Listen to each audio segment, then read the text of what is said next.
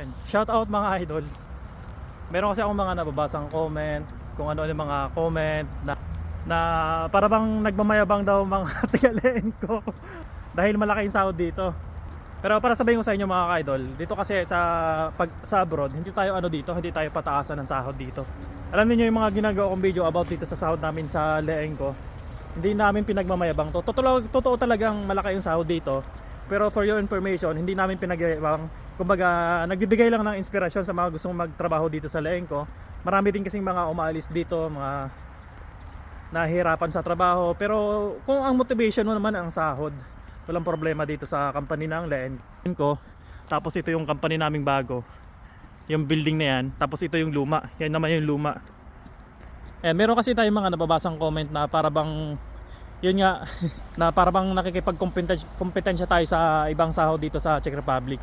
Kumbaga may mga nasasabi, alam mo naman kasi mga Pilipino, di ba? Porque malaki yung mga sinasahod tulad dito sa leeng ko. Idol, mga ka-idol, wag tayong mag-compare ng mga sinasahod natin. Kung mas malaki yung sa inyo, malaki yan, okay lang yan, walang problema yan. Kasi dito sa abroad, hindi tayo pataasan ng sahod eh. Dapat makontento tayo kung ano yung mga sinasahod natin. And tulad yan, kung gusto mong lumipat dito sa company ng Leenco, ayan o, Leenco Company, isa sa malaking magpasahod dito sa Czech Republic. And marami na rin mga umayaw dito dahil sa trabaho, hindi nakayanan. Pero tiyagaan lang talaga, matibay yung sasabi nga nila. Pero ako sa 2 taon ko dito, nakayanan ko naman yung trabaho. Sa una talaga, medyo mahirap yung trabaho. Pero kapag nasanay ka na, wala na. Normal na lang. Kasi kapag hindi mo tutulungan yung sarili mo pa sa trabaho, kung hindi mo tulungang i-motivate yung sarili mo, walang mangyayari kung baka mapaghihinaan ka. Ay, sa mga nagtatanong paano ba mag-apply dito sa company namin dito sa Czech Republic, ayan, meron akong contact nung HR, pwede kong ibigay yung number niya, tapos kayo naman makipag-communicate. Ayan, ginagawa ko yan sa mga nagbe-message sa akin. At sa mga hindi ko na pa nare-replyan, ay mga ka-idol, pasensya na kayo. Soon mare-replyan ko din kayo kasi alam niyo naman na sobrang busy natin sa trabaho sa pang-araw-araw. Tulad ng mga nakarang araw, halos Sabado, Linggo meron tayong pasok. Yun na naman ay overtime. Pero itong December lang nangyari yun na sa Linggo meron pasok. Dahil sa mga susunod na mga araw, halos siguro mga 1 week tayong walang trabaho dahil magki-Christmas. Ito naman tong building na yan accommodation ng Leenco yan. Pero yung mga accommodation dyan, yung may mga parang posisyon dito sa Leenco. Ayan, totoong malaki magpasahod to si Leenco. Pero yung sa iba na para bang nakikipagkompetensya sa sahod, mga ka-idol, wag naman ganun. Dahil dito sa Czech Republic, hindi tayo para parehas ng mga sinasahod dito. Magkakaiba ang rate natin dito. Pero ako na nagsasabi sa inyo, kapag gusto nyo mag-apply dito, masubukan ninyo yung trabaho. And kayo naman ang magde-decide kung halimbawa nakapag-training kayo dito, kayo mag-decide kung kaya nyo ba yung trabaho. Kasi meron mga tayong mga ka-idol na natulungan din natin na nakapag-apply dito, and then so how many days lang ayun umayaw dahil sa trabaho nga daw parang nahihirapan. Siyempre ako para sabihin ko sa inyo mga ka-idol, sa una talaga mahirap ang trabaho. Pero kapag nasanay ka na, wala na. Okay na lang, parang normal na lang. Enjoy mo na yung trabaho, ang motivate mo yung sahod kasi ang kailangan natin, di ba, pera. So dito sa Leenco, ayan, malaki talaga magpasahod yan sa Leenco. Yung basic namin dito umabot ng 46,000. Pero hindi namin nakukuha yun minsan, pero may mga doubt pa rin na hindi ko maipaliwanag dahil minsan nagkukulang tayo sa oras. Pero kahit ganun pa man, okay pa rin yung sahod. Yung mga nakaraan na videos na ginawa ko about sa kasama ko, umabot ng mga 46 ganun. Pero yung mga ka-idol, babawasan pa yun ng bahay. Halimbawa 46,000, bawasan mo pa ng 6,000 sa accommodation. So 40,000 yung pinakalinis mo. So malaki pa rin. At saka kapag i-convert sa Philippine money, malaki. Siyempre yung mga expenses natin na ginagastos dito, pera din ng Czech Republic. Pero kapag sa Philippine money, medyo malaki-laki ang malaki-laki ang pera nun. And sa mga nakakapanood ng mga videos natin and around Europe or any part sa buong mundo, kasi may mga nare-receive tayong comment na ganito ganyan, di ba? Wag ganun mga ka-idol, wag kayong mag-compare. Wag kayong mag-compare ng sinasahod niyo sa kumbaga parang nagpapalaki yan. Hindi ganun. Kasi yung video na ginagawa ko about dito sa ayun nga sahod, kumbaga maging inspirasyon lang sa mga gustong magtrabaho dito sa Leenco. Kumbaga hindi yun pinagyayabang, kumbaga pineflex lang namin yung ano, kung ano yung talagang totoo.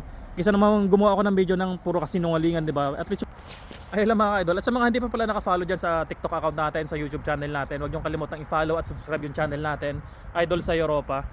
Mga ka-idol, Dapat, at saka mga ka-idol, dapat makontento tayo kung ano yung mga sinasahod natin. Kasi yung iba lang naman dito nadadala lang sa mga videos na ginagawa ko dahil malaki yung sahod dito sa company namin sa Leenco. Tapos kapag lumipat naman dito, ilang araw lang o ilang buwan lang lilipat na naman ng ibang trabaho, sasabihin pagod sa Leenco, ganito ganyan. So maraming maraming rason. Pero kapag tutulungan mo yung sarili mo, i-motivate mo yung sarili mo na kung sahod lang yung kailangan mo, ito sa Leenco medyo malaki-laki talaga. Natural lang na mapagod, siyempre nagtatrabaho tayo. Pero choice nyo naman yan, di ba? Kung hindi nyo talaga kayang trabaho, why not, di ba? Pwede naman kayo lumipat kahit malaki yung sinasahod dito sa Leenco. Pwede kayo lumipat kasi choice nyo yan eh. Hindi nyo kayang trabaho, edi why not, di ba? Walang pipigil sa inyo. Pero para sa akin, kapag lilipat ako ng ibang trabaho or ang mahanap ko dapat kasing laki ni Leenco or out of Czech Republic na ako maghahanap ng ibang trabaho. Tapos sa mga nagtatanong kung ano ba yung agency ni Leenco dito, meron siyang agency pero hindi ko alam kung ano yung agency niya. Kasi yung mga nagme-message sa akin, to direct lang, naka-direct dito. At saka isa pa mga ka-idol, sa mga hindi nakakaalam, mula pong cross country na papunta dito sa Leenco. Meron man akong natulungan dati pero pagkakaalam ko parang nag-message sa akin nun, kinancel yung application. So nakagastos na, ayun, kawawa naman. Hungary to Czech Republic dito sana sa Leenco magtatrabaho. Pero ayun nga, kinancel yung application, hindi ko alam kung bakit.